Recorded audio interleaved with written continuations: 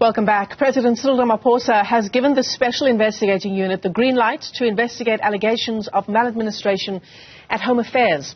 According to a proclamation signed last week, the SIU will probe allegations of improper conduct, which includes maladministration in the issuance of visas and other official documents. Findings in a report commissioned by former Home Affairs DG Kaizer Kganyago found numerous incidents of fraudulent issuance of visas, flagging around 45,000 between 2014 and 2021. Let's unpack this story further. We're joined this morning by SIU spokesperson Kaizer Kganyago. It's always a pleasure talking to you, sir. Thanks very much indeed for coming on. And just for clarity's sake, the SIU is authorized to investigate Home Affairs and Prasa. We'll get to Prasa in just a moment. But insofar as the Home Affairs issue is concerned, the SIU's work will have to go back 20 years. There's a huge job ahead. Thank you very much, and thank you to your viewers. It is definitely a lot of work that we need to do because it's basically 20 years starting from 2004 up until today. And as you indicated, there's already a lot of allegations before us that are indicating that things were not running smoothly. Therefore, we've got to go and look into lots of documentation on how these visas were given to people. And I'm told that there was an era in these 20 years where things were done manually. Yeah. And that will be a big challenge.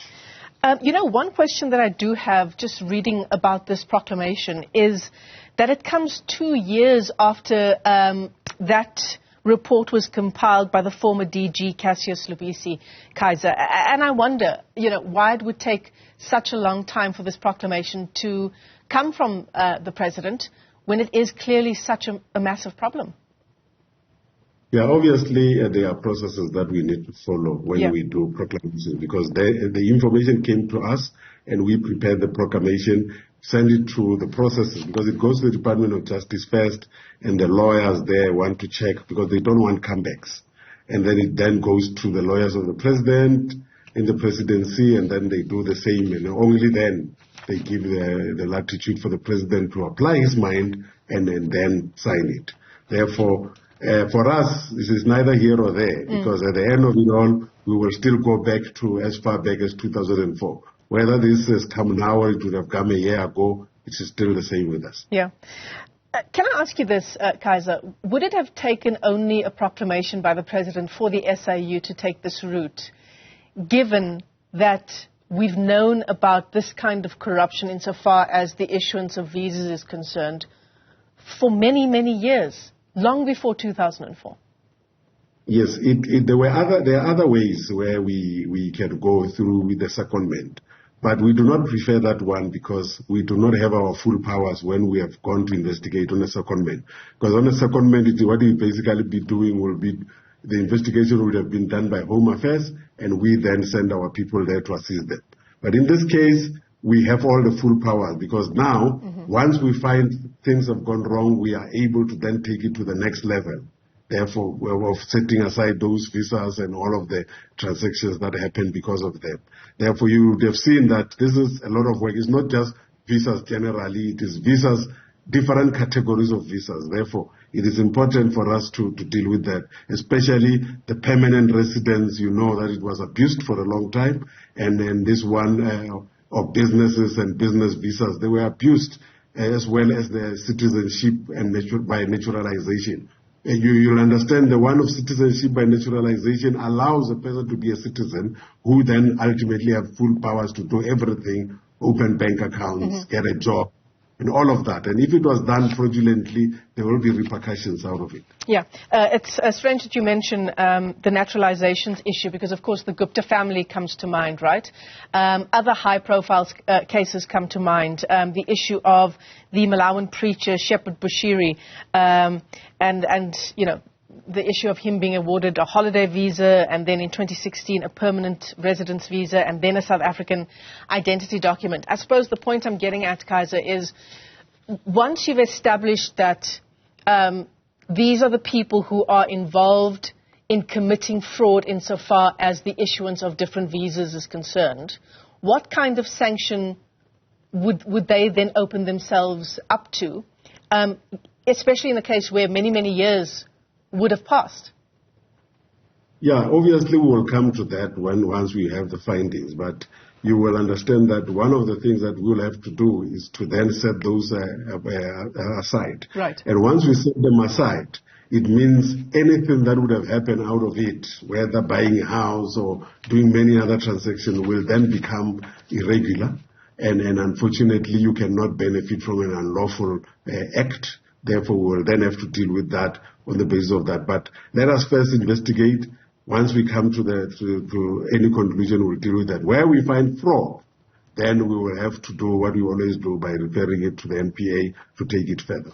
Yeah. So, it just gives our viewers just another sense of just how big the job at hand is, right?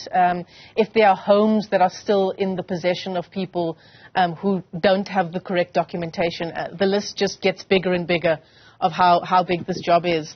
And then insofar as employees of Home Affairs are concerned, again, some of them would have maybe retired by now, some of them perhaps no longer working with the department. How is that process going to unfold? Yes, it will depend. Like I say, we are going to look at what they have done, and if it has cost money to the organization. Or if they've made money illegally. Yes, then we will, and we find that we will then have to recover that money from them, and it becomes a debt. And like any other debt, we'll have to recover. If you are not able to do it, we'll then have to sell your properties to get it. Sure. That's quite a warning shot, isn't it? For anyone who might be watching this interview and may well have been involved insofar as corruption in the Department of Home Affairs is concerned, this could be what's waiting for you. No, definitely. And not only are we looking at the visas, we also looking at the installation of a firewall that they created they call it a T200 firewall. How it was done, whether it was improperly or unlawfully gotten into, we will also look into that to make sure that we close the whole loop. You know, I like to ask you this question, Kaizer. When can we get an update from you on how far this kind of work is at what stage the work is? We are not at any stage in this case because this was only gazetted on Friday. Yeah. and we are now, I think in this week, we'll engage with Home Affairs and then we'll sign a letter of engagement between ourselves and them. And therefore that will give us the powers to get in and then go and interview, get the documentation that we want. And that will determine the scope and ultimately how long we want to do. But we have made a commitment to say in any investigation, if it goes over a year, therefore we have got to give a report, a preliminary report to the president. But as you can see, this is going to be a lot of investigation, and we still have to then secure extra hands for us to do this because the proclamations are coming in thick and fast. Listen, and we haven't even talked about the issue around the Prasa proclamation. Yes, then there is also a Prasa proclamation that was signed also gazetted also on Friday, where it's mainly issues that emanate from the state capture. And we're going to be looking into the tender that was entered into with Swifambo Rail leasing. You remember that one? Who can forget the trains that were too high for South African railway lines? We are looking at that. We are also looking at the integrated security access management system that was given to Siangena Technologies. We also look at that. And then lastly, with Prasa, we'll look at what they called ghost employees. That was done with their process when they did what they call Project Sivese in 2021. Those are the three areas that we are going to be looking into, and then we hope to also speed up because anyway, we were already investigating Prasa, but our proclamation that we had did not cover this part. So shall we check in with you in, say, 6 months' time, Kaizer Kganyago? What I can assure you is immediately we get outcomes. Whatever the time might be, we will communicate as we always do. Because our investigations do not work there like maybe others where they wait for the end of the investigation and the report and only act then. When we find something is happening, because sometimes when we do these things, people start resigning and running away. And then we quickly go and freeze their pensions and all of that. we do the actions while the investigation is going on, as you might have seen with the lottery one that we're doing. The investigation is not concluded, but there are already actions that are happening. Kaizer Kganyago is the SIU spokesperson, essentially telling me, don't call me, I'll call you. Kaizer, thanks very much indeed for coming on.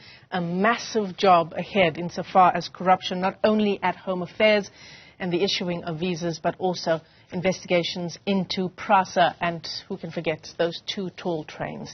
We'll try and get you an update, as that investigation continues. Incredibly important findings, no doubt, will come out of that.